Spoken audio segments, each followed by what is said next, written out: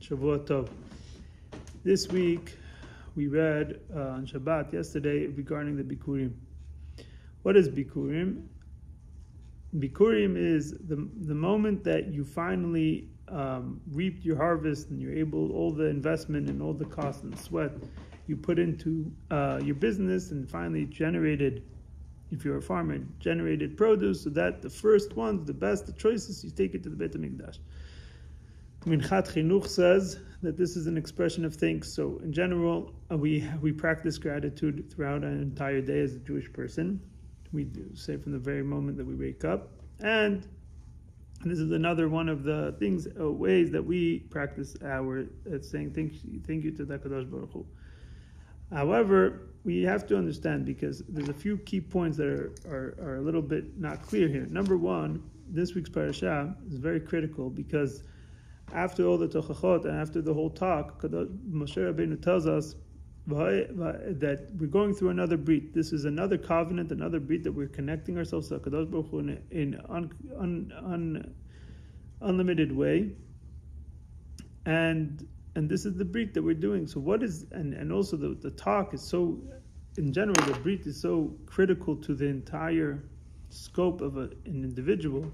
And it's a very critical identity of who a person is, meaning the Brit is really saying he's a commitment with no conditions, and nothing could break it. So why is it that we're starting off the parasha with Mitzvat Bikurim?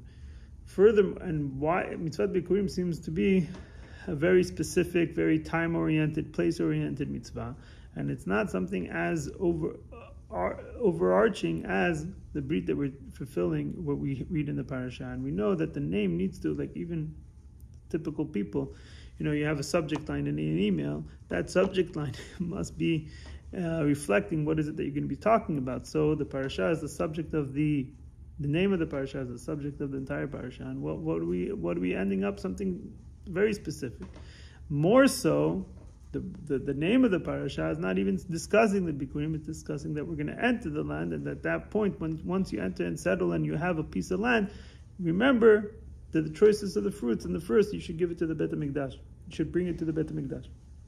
And that's even a side point of a side point, because the entire Beit Bikurim is a very specific mitzvah. And then you're saying, when you enter, this is what you're going to do. To discuss this, to understand this further, we have to understand that there's a pasuk that writes, "Ki bikura bete'ena bereshita re'iti et avotechem." It's a pasuk in Yirmiyah that says that the Jew is like the first, the bechura bete'ena. It's like the choices of the te'ena. And then there's another pasuk that says, "Kidmu bikurim lakol." So what we find over here is the idea of the concept of Bikurim could be reflecting the Jewish person. And the Jewish person is a Bechor, is the first choices, the prior, not the priority, the prior to anything else. What's before him? Nothing. And that idea that the Kadosh Baruch Hu chose us, and that we are, and that's what it also says in the pasuk Bereshit bara. So it doesn't say Reshit; it says Bereshit. So there's two beginnings, 2 points of beginning that they were created at the same moment: the Kadosh Baruch Hu, the Torah, and the Am Yisrael. And then it says who was first, who came before, who was prior to the first, and it says Bnei Yisrael. How come? Because what does it say in the Torah? It says V'yidaber Hashem and Moshe Tzavet Bnei Yisrael, and more the Bnei Yisrael. So the entire Torah is discussing that what are you doing to Bnei Yisrael. So this teaches that Bnei Yisrael's connection to HaKadosh Baruch Hu is that of the very first thing, the prior to anything else. That in itself is there's a point that doesn't not is it that it needs any ingredients to make the connection, not is that you need any ingredients to make sure that the connection lasts. It's that point of connection is prior to anything else. That means that it's it's completely untouchable, and it doesn't need any. It's completely raw, and it retains forever. So that's the idea of the bechor. That's the idea of the Am Yisrael. But another thing, a very important thing, is it says Difnei Hashem Elokecha. You bring this bikurim to Difnei Hashem. So simple reading is that you place it in the presence of a Kadosh Baruch Hu. But there's another idea. Difnei means also pnimiyut. Pnimiyut means that there's a means to an end, and then there's the end goal. So the end goal of everything is what the initial intention is. What is it that the person intended from the very beginning? What he wants to get it out of all it. So when we're describing the Yehudi, we're saying that he's a Bechor, that he's prior to anything else. And we're also saying that he is the Pnimiyut, he's the end goal. At no given moment, the Yehudi has a capacity to say that this part of my life, let's say, is just a bridge to something else. It's just a transition moment. With transition, you're able to say when there's something that's evolving and that you're not reaching your end place. But as a Yehudi, because it's the nature of his relationship with the Kadosh Baruch Hu is that he's the very intention of the Kadosh Baruch Hu, and he is the bikurim of a Kadosh Baruch Hu. So what this means is, at every given moment, the same way that Kadosh Baruch Hu, his presence and his intent and the actions of Kadosh Baruch Hu does remains everlasting, and it's not means to any other end, because he's fully complete and he's fully wholesome. So therefore, even somewhat a preparatory act to HaKadosh Baruch Hu is a fully complete thing, and that's why we find that that's a discussion. So too, that extends over to the Yehudi, that the Yehudi's capacity, in the Yehudi's capacity of being a Bechor, is something that in every given moment, that is the end goal of his, because he is he.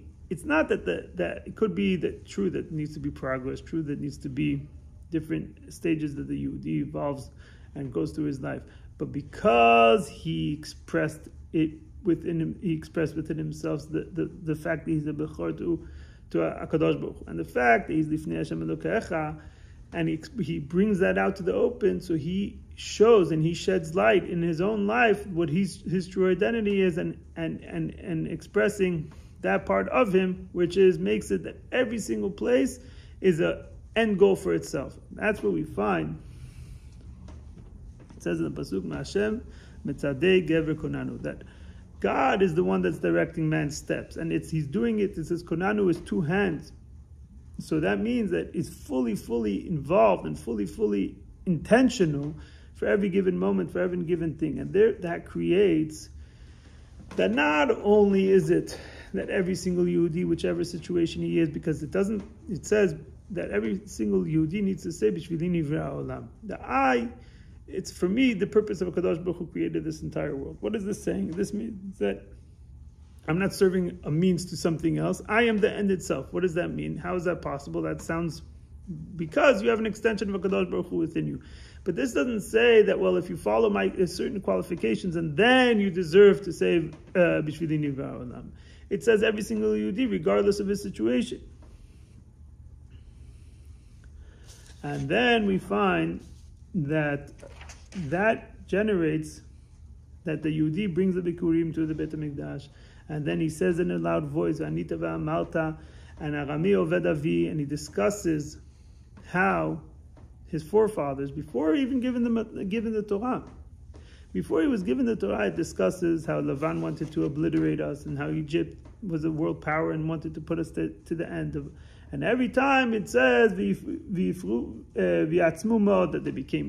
they became powerful, they became big, and this is prior to Matan Torah. So what you find over here is that the Yehudi, as he is a Yehudi, and just for the very being that he's a Yehudi, he is the Bikurim of HaKadosh Baruch Hu. He is the Pnimiyut HaKavanah of HaKadosh Baruch Hu.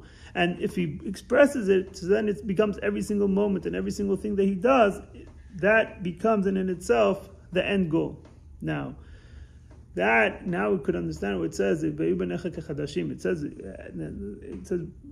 that later in the Pasukim it says that you have to B'hayom hazeh. I think it says B'hayom hazeh, and the Pasuk says B'hayom hazeh.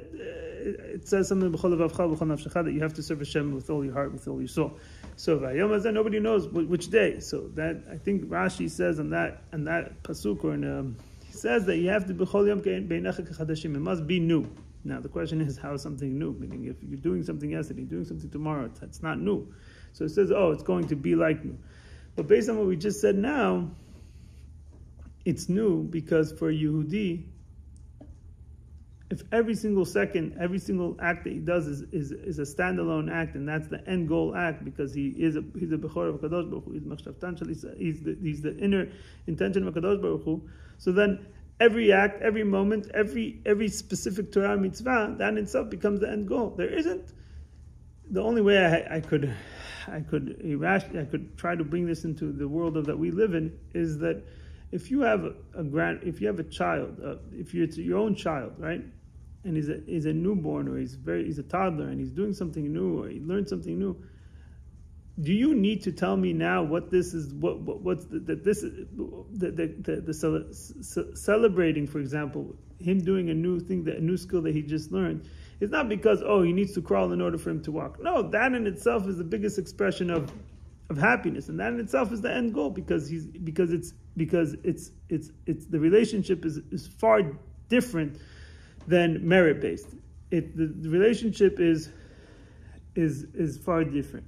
And that's what it says, V'samta batena, that the Yehudi is taking this Bechor, he's taking himself as a Bechor, and he's putting himself into it says the fruits you have to put into a basket, and the basket is referring to his goof. So even as he is in a goof, he still remains, even though you could person say, well, I don't see the neshama is unconscious right now.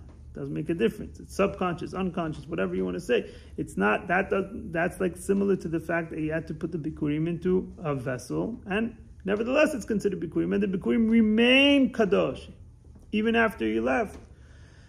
And that's now we can understand, being that this is so critical, this bikurim is overarching. It's not a specific space, specific time mitzvah. This is an overarching, defining moment of what is a Yehudi.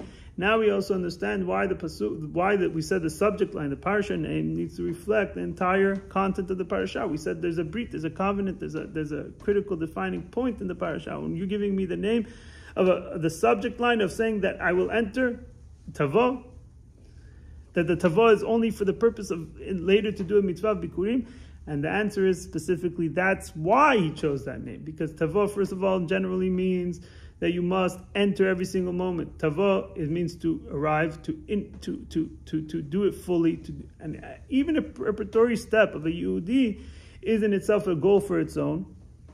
So therefore, everything deserves the utmost importance and is given priority. Because that's what the Yehudi is doing at that time, and therefore even entering the land, even though that's for the sake of a later purpose of doing mitzvah bikurim, that in itself is the end goal. And also that relates to ani ledodi, because we call a Kadosh Baruch Hu, we call a Kadosh Baruch Hu someone, our beloved, someone we love, and it's ani, it's the Yehudi as he is in the most raw form. However, it expresses itself now in his body at this given moment. Regardless to that, it's ani ledodi. I